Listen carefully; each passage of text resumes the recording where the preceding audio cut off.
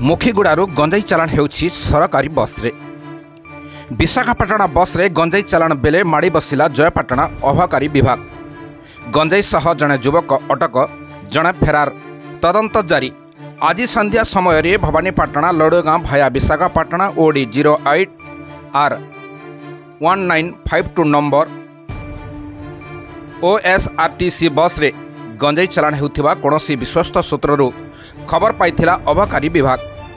एने अबकारी विभाग पक्षर जयपाटना राजबाटी छकरे बस को जांच करथिबा बेले 2 जण युवक गंजाई चालाण करुथिबा बेले जड़े युवक को काबू करा जाई अछि।